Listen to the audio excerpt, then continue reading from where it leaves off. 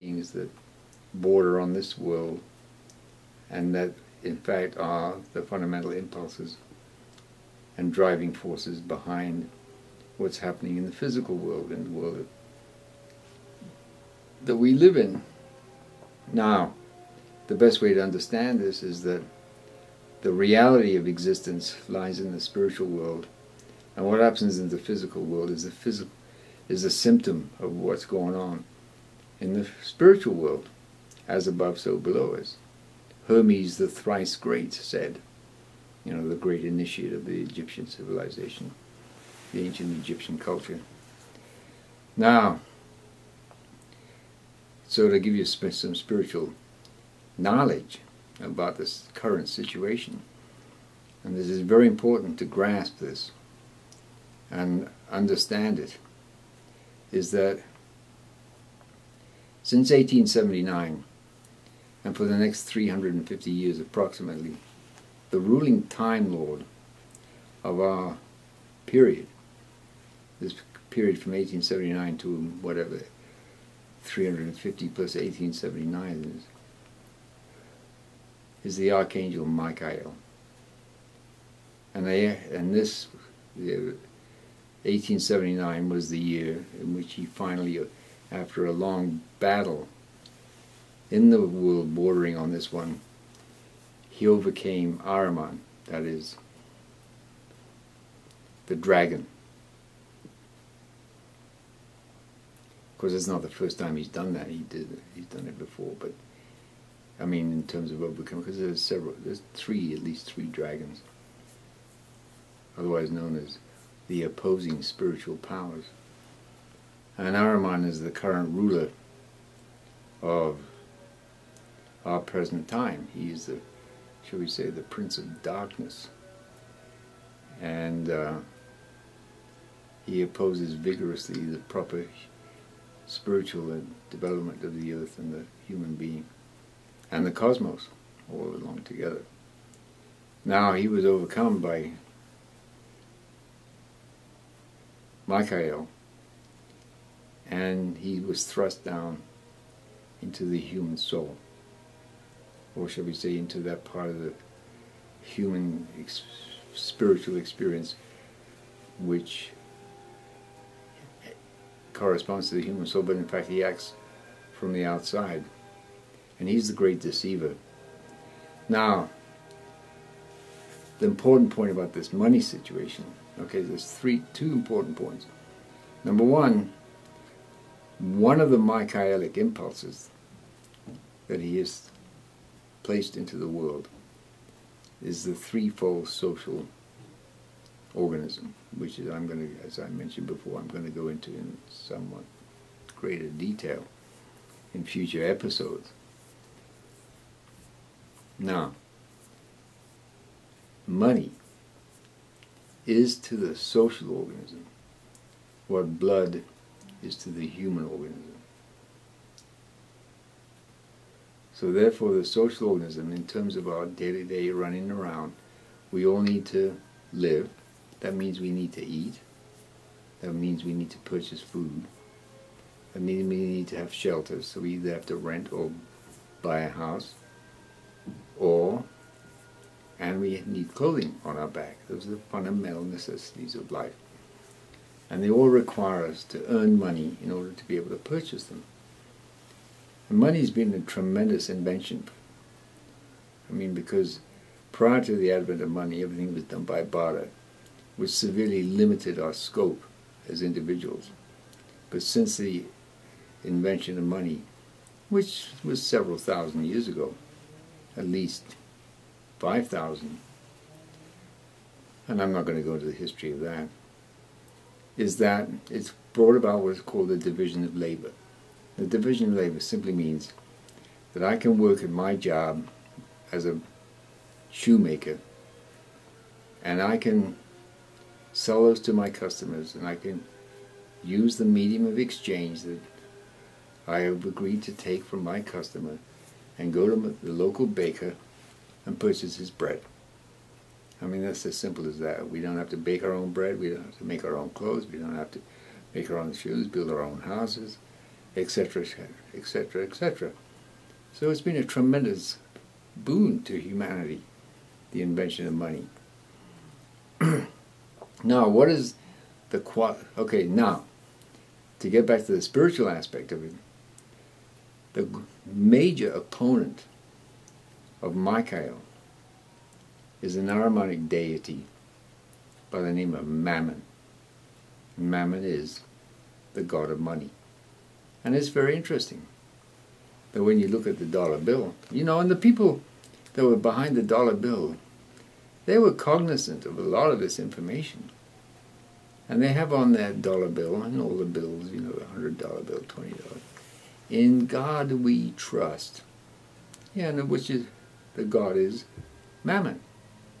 So when Lord Blankfein, I think it was last year, said, I am doing God's work, he's working for Mammon. And Mammon is the chief opponent of Michael. So you can see how all these things that are taking place, all these events taking place, is this battle between the forces of Ahriman in the form of Mammon, which totally opposes the threefold social organism. What Ahriman wants is the nation state to be kept going in perpetuity. So the more people identify themselves as Russian or English or French or German or American, the more that serves Ahriman's purpose. We have to get away from all this racial characterization as far as our outlook on life goes. I mean, to be proud to be this and proud to be that, that's all over with. I mean, those days are gone. The blood ties, they're all gone. They did have their useful function, very important function spiritually, but those days are over. And we need to recognize that everybody and every man and woman in the world is our brother and sister, irrespective of the color of their skin or the religious beliefs or their ethnic background or whatever. That's really important to get hold of and really work from that position and start being concerned about those people that have a different color skin and come from a different part of the earth than you or I do. Now,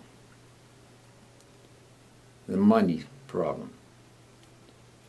We have a situation for the first time in history since 1971, August the 15th, the day that Nixon, so to speak, closed the gold window. In other words, took the dollar off the backing of gold.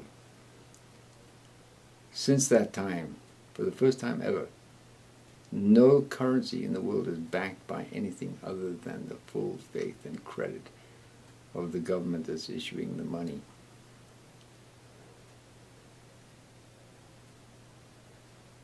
And it's certainly totally misplaced to have any faith or belief in the credit of any government. That's simply beyond comprehension, that anybody would actually lend money to a completely and utterly irresponsibly spendthrift like governments. You know, because governments today, and have been for some time, at least the last 100 years, essentially a sort of a cover-up for criminal activity, so that the people that are in government, yeah, it doesn't matter what country you're talking about, can rip off their people and subjugate them economically. I mean, you just have to look. I mean, look at Saudi Arabia, for instance. I mean, that's catatonically criminal, what the Saudi Arabian royal house of what's it called, Riyadh, have done to their people. I mean, it's obscene. And that's just one example. They're just more, should we say, overt about it than, you know, the bankers and congressmen and senators and other such individuals in the United States who all have, you know, I mean, pretty much every senator in the United States is a multimillionaire. It's not a government of the people, by the people, for the people. It's totally bizarre. All right, so now, the nature of money. This is what I come up with. And I'm not going to... Basically, the first one is a medium of exchange. Well, that's agreeable. No problem there. It's a something that we use as a medium of exchange so we don't have to barter. And there have been many, many different types of commodities that have been used as medium of exchange, from cow shells to cattle to beads to and when I said cow shells I meant cowrie shells, you know, to salt. I mean, the word salary comes from the Latin word for salt. So, and it was as well as gold and silver, and copper has been used. I mean, it doesn't really matter what the medium of exchange is. What matters is that people agree to use it as a medium of exchange. And in terms of time-honored, time-tested medium of exchange, used in every culture throughout history, since the inception of this invention of money, have been gold and silver. And it's very specifically stated in the U.S. Constitution. I mean, the Founding Fathers knew this. I mean, because they had come to America to escape the tyranny of the royal house of whatever house it was that was ruling England. What was it, King George? You know, they came here to escape the tyranny of this economic subjugation that was taking place.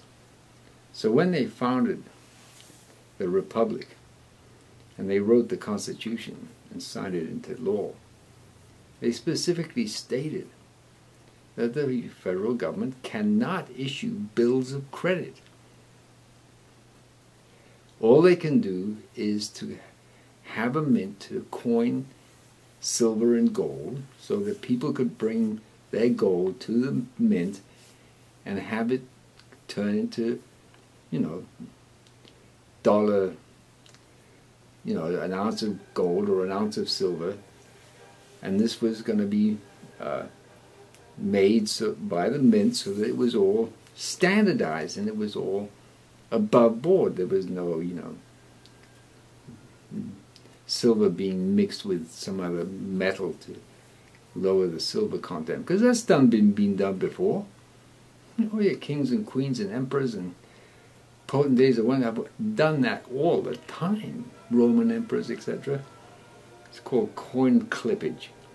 You know, where they lowered the silver content and made up the rest with nickel or some other metal, so it looked and felt the same way, but it had less silver in it. So that's called debasing. That's where the word debasing the currency comes from. And the Constitution says no. We have a U.S. mint. You take your gold there that you either mined or you prospected or you bought, you know, in the form of bullion bars, and you take it to the mint and they'll make a coin out of it that's standardized according to the specifications that are in the Constitution. Same thing with silver. It was very clearly thought out. And they said, no,